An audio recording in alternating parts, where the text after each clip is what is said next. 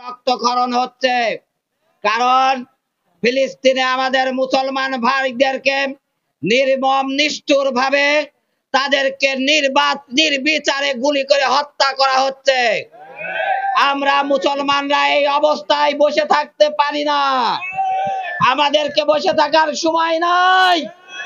আমি বিশ্বের সকল মুসলমানদেরকে বলতে চাই, জিহাদ কয়েক রকম আছে। আমাদের এখন জিহাদ হবে ইসরায়েলের সকল পণ্য বাংলাদেশ থেকে উচ্ছেদ করা। ইসরায়েলের কোন পণ্য বাংলাদেশে ঢুকতে দেওয়া হবে না। যারা ঢুকাবে, যে সকল দোকানদার, যে সকল ব্যবসায়ী ভাইরা ইসরায়েলের পণ্য বেচা কিনা করেন, আমরা তাদের বলতে চাই, আপনারা ইসরায়েলি পণ্য যা আছে দ্রুত বিক্রি করেন, আর না হলে দোকান থেকে সরান। আমরা প্রয়োজনে প্রত্যেকটা দোকানে দোকানে তল্লাশি করব যে কারা ইসরায়েলে পণ্য বিক্রি করে। বাংলাদেশের মাটিতে ইসরায়েলে পণ্যর কোনো জায়গা হবে না। আমরা বিশ্ব মুসলমানদেরকে বিনীতভাবে বলতে চাই, ইসরায়েলের কোন পণ্য কোন মুসলমান ব্যবহার করতে পারে না। যে মুসলমান ইসরায়েলি পণ্য ব্যবহার করে সে মুসলমান হতে পারে না। আমরা কষ্টের সাথে লক্ষ্য করছি, বিশ্বের কিছু মুসলিম রাষ্ট্র ওই ইসরায়েলের সাথে বাণিজ্য চুক্তি করে। আমরা মনে করি তারা মুসলিম রাষ্ট্র নয়, তারা ইহুদিদের দালাল, তারা কাফেরদের দালাল।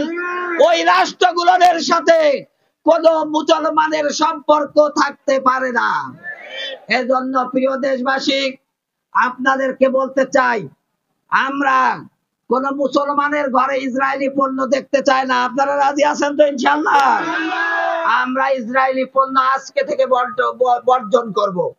সেই সাথে আজকে আমরা যেমন সকল দল, এখানে দলের নেতারা এসেছে, আগামীর মিছিল হবে বাংলাদেশের সকল দল ও মত নির্বিশেষে সমস্ত জনতাকে নিয়ে আমরা ইসরায়েলি ঘেরাও করব, দূতাবাস ঘেরাও করব। যদি না বাংলাদেশে ইসরায়েলি দূতাবাস থাকতে পারে না, কোন মুসলিম রাষ্ট্রে ইসরায়েলের সাথে কোনো সম্পর্ক থাকতে পারে না। এজন্য মুসলমানদেরকে ইসরায়েলকে বয়কট করতে হবে। সেই সাথে আমি সবাইকে আহ্বান জানাতে চাই, মুসলমানের ঐক্যের কেন্দ্রবিন্দু হচ্ছে আল কোরআন। আমরা সারা বিশ্বের মুসলমানকে বলতে চাই, আসেন আমরা কোরআনকে আঁকড়ে ধরে একটা ঐক্যের কেন্দ্রবিন্দুতে আমরা শামিল হই। যে ঐক্যের শরতে ইহুদি খ্রিস্টানেরা বিশ্বের মুখ থেকে ভেসে যাবে।